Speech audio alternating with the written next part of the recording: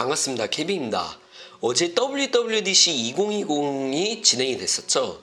WWDC가 보통 이제 오프라인으로 관객들, 이제 기자분들이랑 함께 진행됐었는데 최초로 온라인으로 진행이 됐었죠. 그래서 애플이 이번에 WWDC에서 iOS 14, macOS 등 여러 가지를 공개를 했는데 오늘은 iOS 14을 집중적으로 좀 정리를 해드리려고 합니다.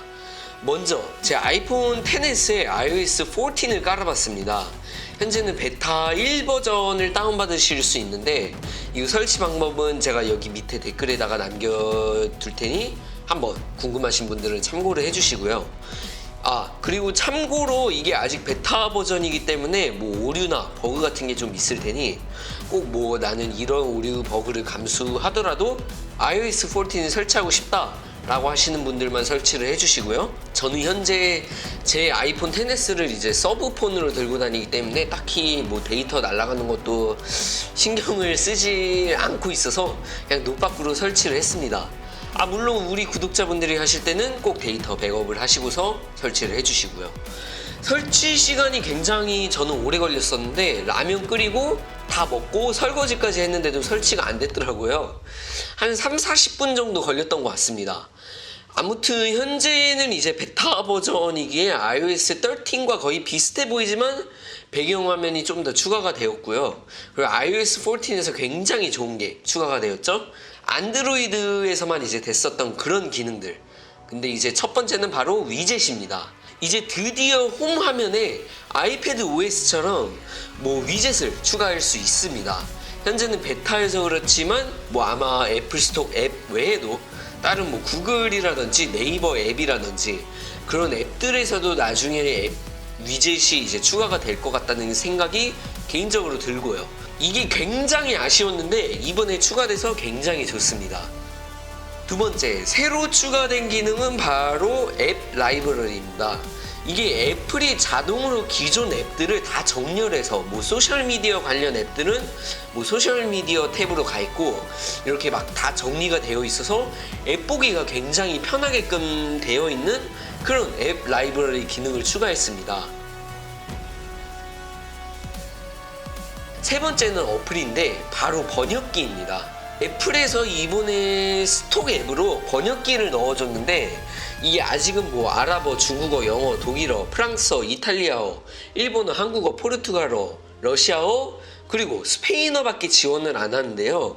아마 나중에 정식 출시할 때는 더 많은 언어들이 추가가 될 것 같습니다. 이거를 제가 좀 써봤는데 한 5분 정도 써봤는데 이제 마이크를 눌러서 이렇게 말하면서 이제 인식하는 것도 굉장히 빠르고 정확도가 굉장히 높아 보입니다. 다만 이제 가끔가다 말도 안 되는 번역을 내놓기는 하지만 이게 오프라인에서도 사용이 가능하다는 게 어떻게 보면 장점이기도 하고요. 이제 구글 번역기나 파파고 앱을 이제 앱스토어에서 받아서 쓰실 필요는 없다고 저는 개인적으로 생각을 합니다. 네 번째는 이제 통화 탭에 UI가 이제 업데이트가 되었습니다. 기존 iOS 13 이하 버전들에서는 전화가 올 경우 풀스크린으로 갑자기 통화가 왔다고 뜬금포 없이 뜨게 됐었는데 iOS 14에서는 이제 안드로이드처럼 통화가 오면 이제 위에서 미니탭 형식으로 통화를 받을 건지 말 건지 탭이 뜹니다. 이거를 이제 자세하게 보시려면 밑으로 스와이프 하시면 풀스크린으로 뜨고요. 그리고 위로 올리시게 될 경우 그냥 무시하기 형식으로 조용해집니다. 이것도 어떻게 보면 저는 개인적으로 이번에 잘 개선되었다고 생각을 합니다. 뭐 가끔가다 게임하다든지 뭐 채팅을 하는데 갑자기 통화가 풀스크린으로 떠서 뭐 나도 모르게 통화 버튼 누를 때가 몇 번 있었거든요. 이것도 좋은 업데이트라고 개인적으로 생각을 합니다. 마지막 다섯 번째는 뭐 시리가 조금 많이 개선되었습니다. 이전 iOS 13 이하 버전 같은 경우 이게 시리랑 얘기할 경우 내가 어떻게 얘기했는지랑 그리고 시리가 어떻게 얘기했는지랑 풀스크린으로 나왔었는데요. iOS 14 같은 경우 전체 화면을 호출하는 것이 아닌 이제 통지 등에서 나오는 것처럼 나오고요. 이건 옵션에서 아마 설정하실 수 있을 것 같은데 아무리 찾아봐도 없더라고요. 저는 개인적으로 이 부분은 좀 불편했습니다.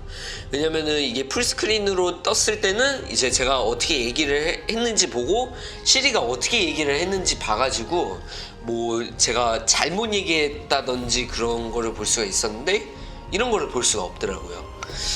뭐 이게 이제 5가지들이 어떻게 보면 큰 업데이트라고 보실 수 있겠고, 이 외에도 뭐 픽처인 픽처 기능이라고 해서 동영상 재생을 하면서 다른 앱을 사용한다든지, 자동차 열쇠가 없어도 CarPlay 아이폰이라는 기능을 사용을 해서 뭐 자동차 문을 연다든지, 이거 자동차 문 이제 키도 뭐 메시지나 그런 걸로 이제 가족이나 친구한테 공유를 할 수 있다고 하더라고요.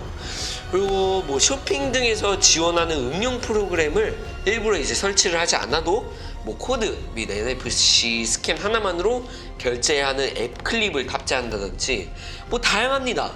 그래서 이번 iOS 14에 관해서 제 개인적인 의견을 말씀드리자면, 저는 이번 iOS 14에서 굉장히 많은 요소들이 이제 추가되면서 저는 오히려 이게 안드로이드한테는 더 독이 되겠다고 생각을 합니다. 실제로 해외 반응들을 보면 이번 iOS 14 업데이트 하나만으로 안드로이드 폰에서 애플 폰으로 넘어가겠다는 분들도 굉장히 많고요.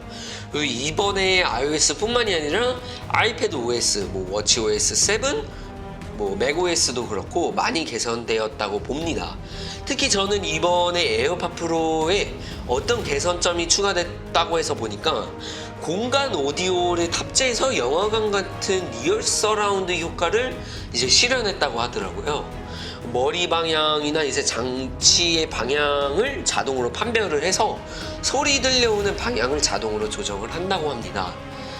자세한 사항은 WWDC 2020 키노트 영상을 댓글에다가도 남겨드릴 테니까 시간 나실 때 한번 시청하시고 구독, 좋아요 눌러주시는 거 잊지 마시고, 궁금하신 점 있으시면 댓글 남겨주시고 저는 다음 영상에서도 또 유용한 소식으로 찾아뵙도록 하겠습니다.